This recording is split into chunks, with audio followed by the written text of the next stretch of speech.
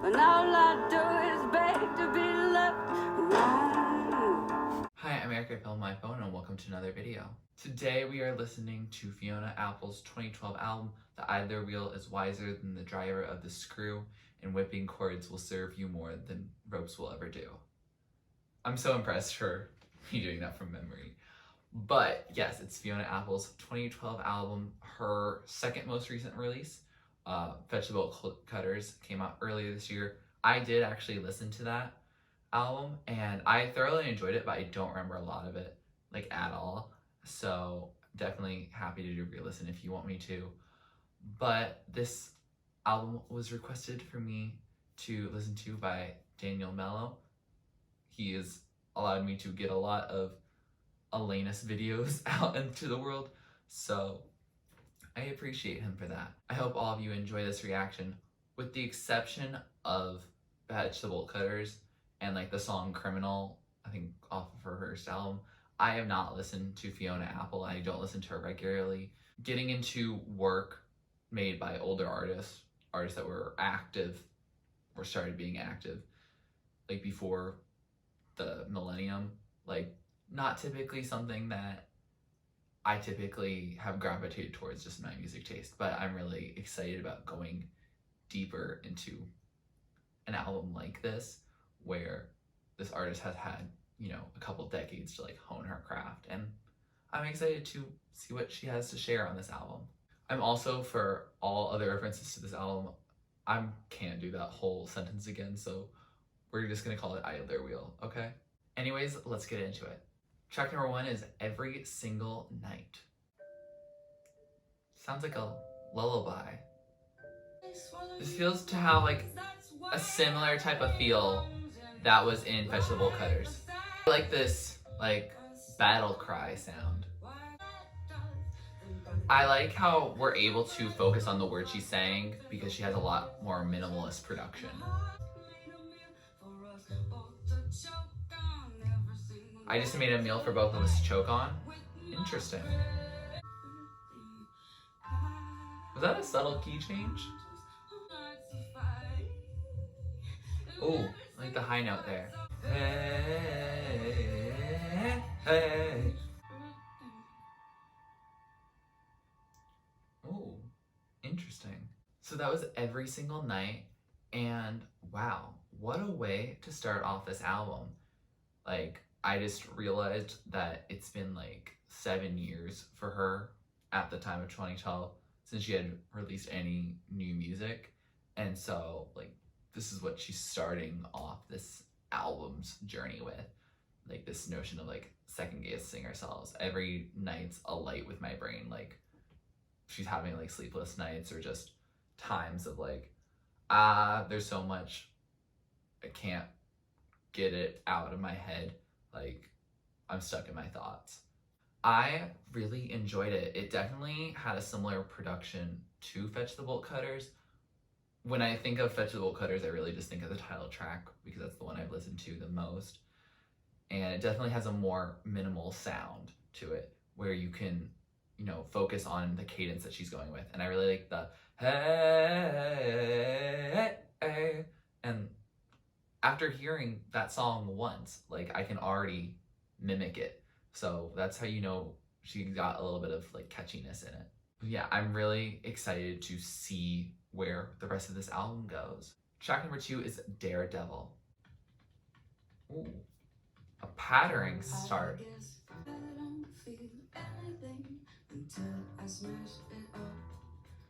I don't feel anything until I smash it up. You like tactile, breaking. Oh, what is that? I like it, but I don't understand it. This patterning is giving me a sense of anxiety and suspense in the song.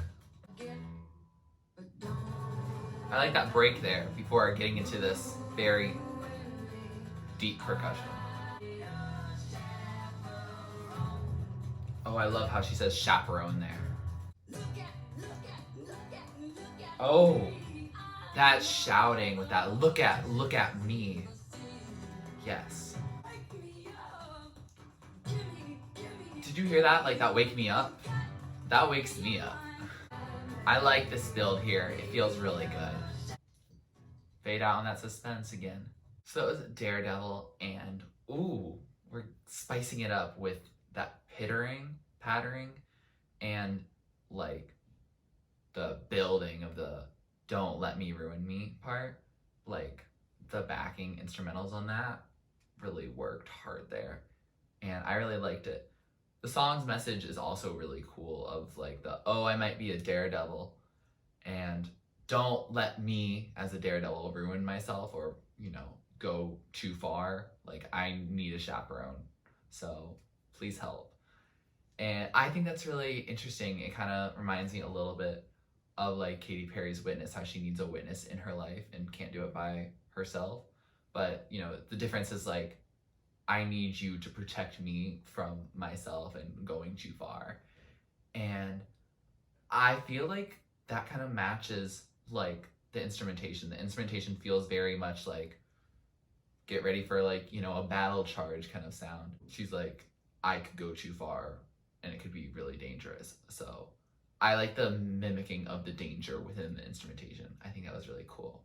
Track number 3 is Valentine. Ooh. We got like a heartbeat in the background. Invisible by Taylor Swift. Redux.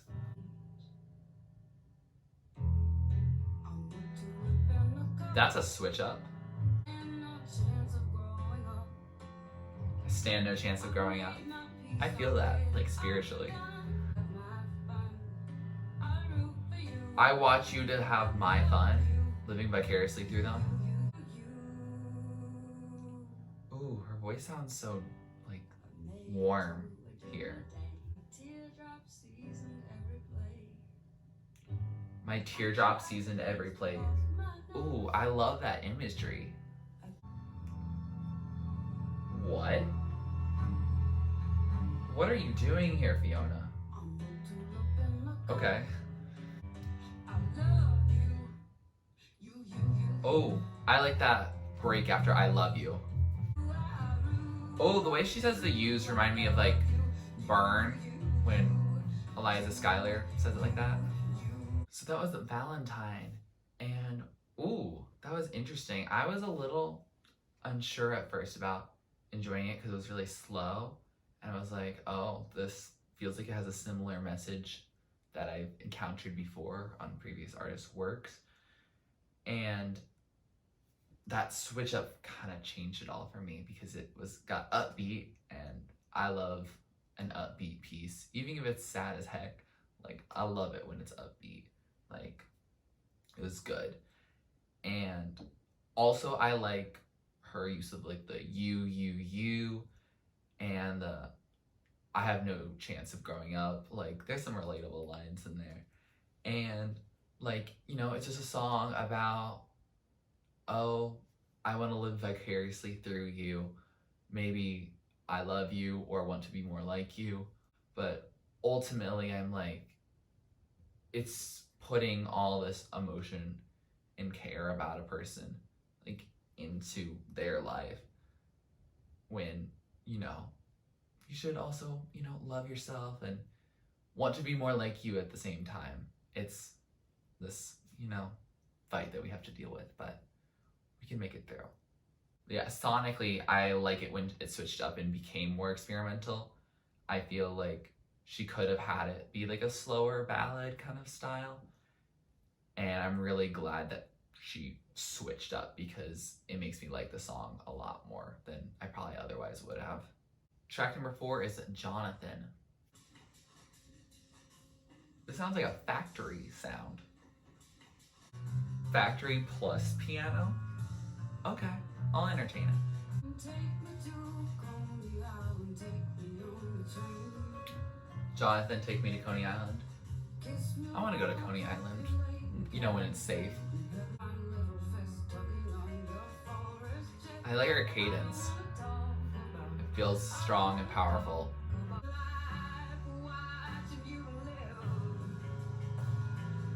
I like watching you live. Is this a callback to Valentine? Ooh, I like the timpani back there. It feels good. It feels right.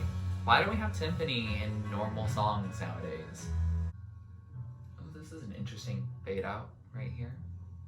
So that was Jonathan, and wow, that was a journey. I mean, it's a 5-minute song, so there's definitely a decent amount going on. Overall, I think because there was a lot going on, I couldn't fully absorb it, if that makes sense. Like, I looked up lyrics and I'm looking up as I go along because I can tell that her lyrics are a very important part of this album.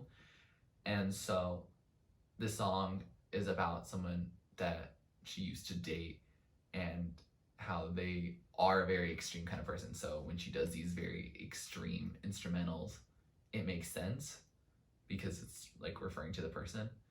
And I was right, it was a factory, bottle making factory that are the recordings throughout. So I was like, let's go. It doesn't sound like there's any like significance in the meaning of the song for it. It's just like for a sonic use, which is a really creative use, and I really do like the use of like everyday or just real world noises that get added into a song. Like in Fetch the Bolt Cutters, I remember there's some dog barking on it, which I also appreciate. So hearing that, like, it brought it into a real world kind of setting, made it feel very like city like. And obviously she's like, take me to Coney Island, take me to the train, like that's also very city referencing. I think I'm going to have to listen to it more in order to get a sense of whether or not I enjoy it. Some of the instrumentals go on for a pretty long time, and as someone who for the first 3 songs is like, oh, so I'm focusing on lyrics largely, then she goes into this feeling where it's largely about the instrumentation. So that's, you know, a shift that I wasn't ready for, and so I'll be ready for the next time I listen. Track number 5 is Left Alone. Ooh, starting it with just drums. That's my kind of song. So this sounds like me in high school when I would be practicing the drums. Go me. Switch up? Okay. Did that function more like an interlude? Ooh, I do like this sonics right here. They sound really nice. It hurt more than it should. I went to work to cultivate a callus so that it wouldn't hurt later, I guess. I don't cry when I'm sad anymore. Becoming numb to the feeling of sadness. Ooh, go off, queen.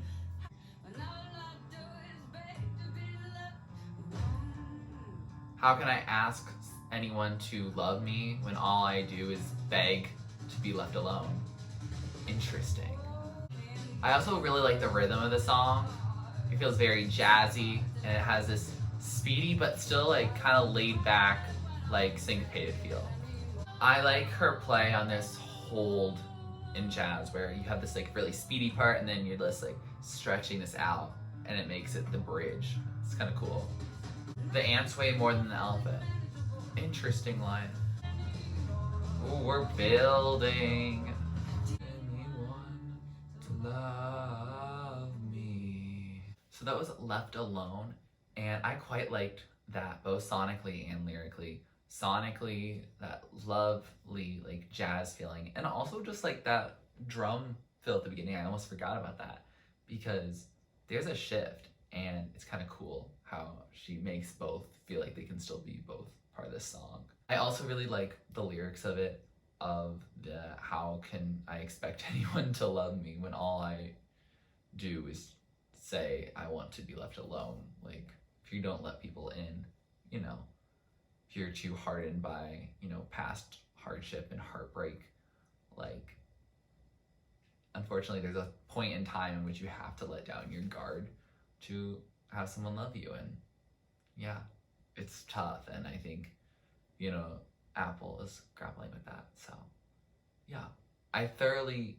enjoy the song. It definitely, even though it's close to 5 minutes as well. This one captivates my attention much more than Jonathan, maybe because of the lyrical amount, but also like both of those songs had like their first minute were all instrumental, and this instrumental like really captured me because it had a really like driving and there was an emphasis on certain parts that you were supposed to focus on, whereas the other song, Jonathan, had much more like a cacophony of sounds that you could like go all over the place, and it was kind of hard to focus on, so it was hard for me to get into it. Track number 6 is Werewolf. Ooh, piano. Dang. Left me for dead. Dark.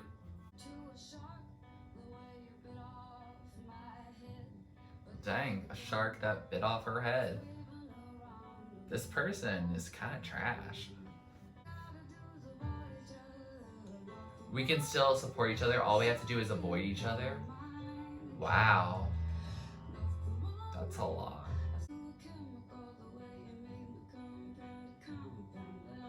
Ooh, science reference. I haven't been in chemistry for long enough to get into understanding that. Is that screaming in the background? That line hits the, we can still support each other, but we have to avoid each other. Nothing wrong when a song ends in a minor key. Interesting. So that was Werewolf, and that was an interesting, shorter song that I really appreciated on it. It was very simple, and like I could follow a lot of the lyrics. Like she compares her past lover to a shark and a werewolf, and it's just like, hey, we can't really like be together. It's like, hi, I have a bloody wound and you're a shark, and you're like, fish are friends, not food, but then you smell the blood and you're like, and it goes down. And so like she's like, hey, like I think you're a good person, I think I'm a good person, we're just not good for each other, and we can still support each other and think that we're good people, we just can't be around each other because of this danger in the metaphor, but like I guess in person that they'll just end up hurting each other, and they don't want to do that. The line she repeats throughout the song and also ends on is nothing wrong when a song ends in a minor key, and she's like, it's okay that we didn't leave on the best of terms or it didn't turn out the way we wanted. Like, we're still a song and we can still be beautiful, but like we just can't be beautiful together anymore, which is a bittersweet, very melancholy feeling. I also just want to take a moment to appreciate that every song kind of like fades out and has like a few extra seconds. It makes stopping and starting so much easier. So I really appreciate that, Fiona. And then for, you know, non-reactioners, it's nice because you let the sound sink in a little bit more than like, hey, it ends here, it goes on right here. Like, you know, you got a little bit of break to like let your feelings like air out and get ready for the next song. Track number 7 is Periphery. Is this like a march? Sounds interesting and ambient. Oh, I like this piano sound. It's gonna make me distracted from her lyrics, but I do like the sound of it. Oh, feels like we're building. That sounds like almost like a card shuffling sound. Do you hear that? Oh, did they just shout? Where are we going? I don't even like you anymore at all. Dang. That's a little different than the Werewolf song, where it was like, we can still support each other. That's over here. Ooh, I like that switch up. I like how she says, I don't appreciate.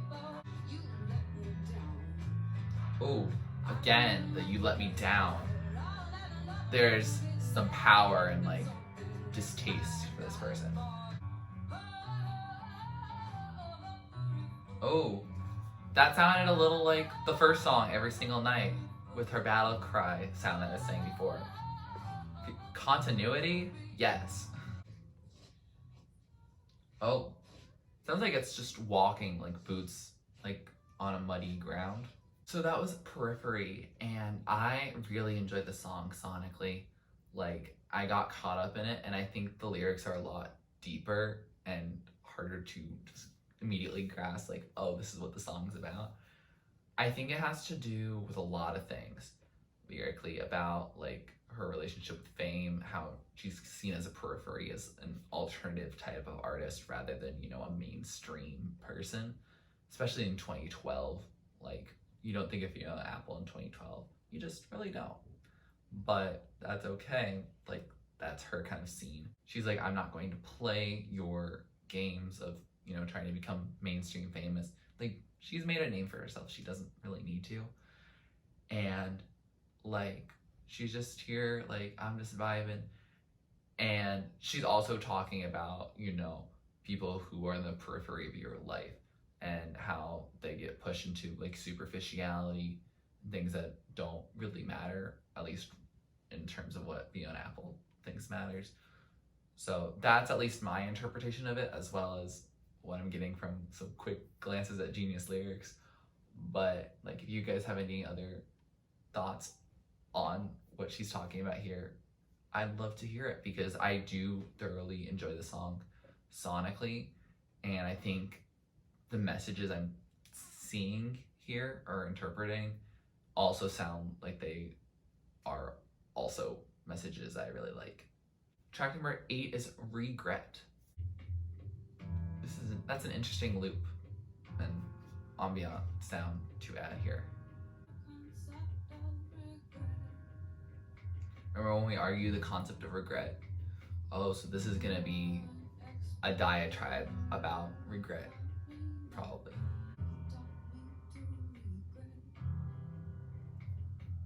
You taught me to regret. Ooh, that hits. Like, that person's literally the reason she understands what the word regret means, because they are her regret. Wow. Oh, that was surprising. I like her vocal delivery here.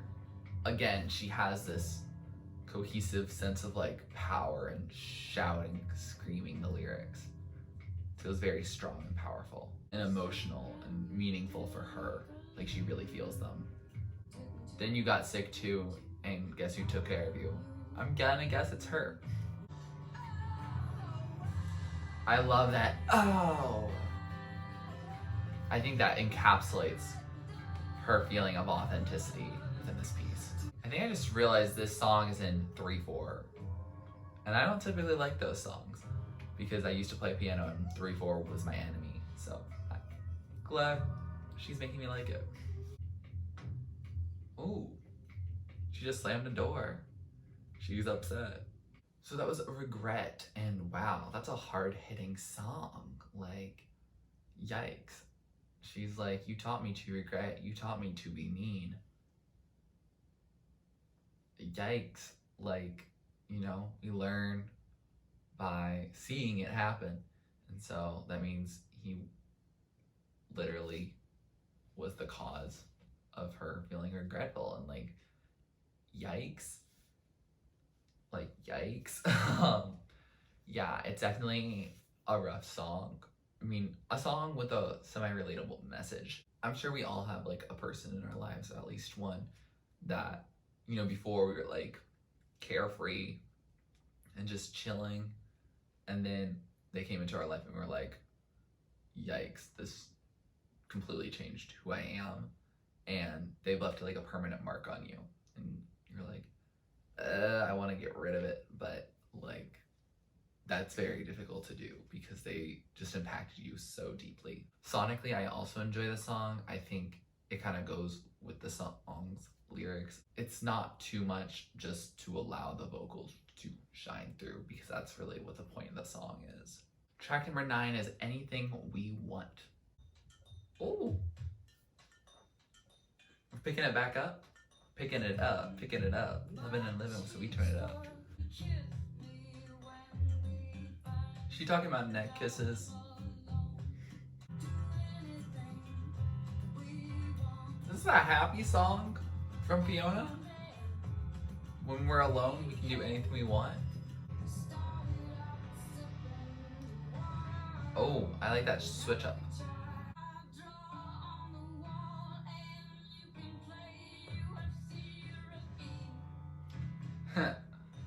Going back to being kids. We can do anything we want. So that was Anything We Want, and I enjoyed the song.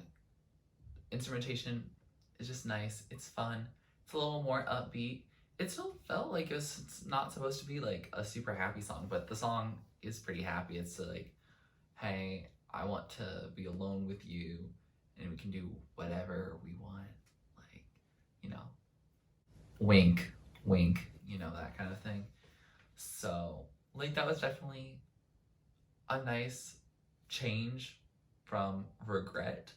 Like, this, oh, I wish we never met, to I want to love you.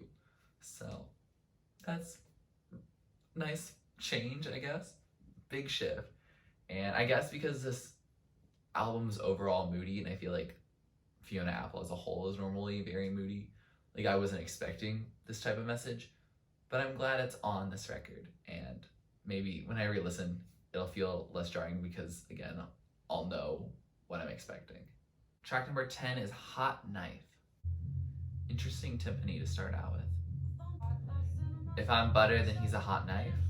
Oh. Oh. I like her belting out that lyric. Ooh. I like the addition of this piano into it. Oh. It's not he's a hot knife now, it's I'm a hot knife. This feels like a round, but also like kind of a chorus. It's kind of nice. But then he's a hot knife. Ooh, I like this repetition, but with a different accompaniment in the background. I feel like this is gonna get stuck in my head later. You know, it feels like that kind of song. Ooh. Bring out the accompaniment, just make it just voices. Oh, that did not give us any time to pause. So that was Hot Knife, and wow, what a catchy song. Like, that's gonna be stuck in my head. It's just, if I'm butter, then he's a hot knife. Like, can perfectly recreate it now. Like, you know, kind of. Like, not in Fiona Apple's vision, but like, I feel like that's gonna be playing in my head for a long time.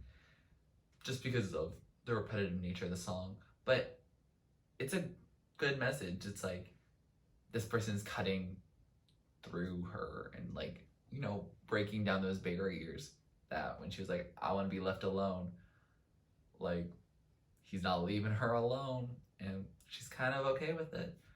And then there's also that part where she's like, oh, now I'm the hot knife and he's butter, so like it's a mutually beneficial, mutually supportive, mutually loving relationship, which we have to stand. I like the use of having her older sister. I looked that up. Like, her older sister's the one who is singing the backing vocals on the, like, the chorus and all that, and just like weaves throughout the song.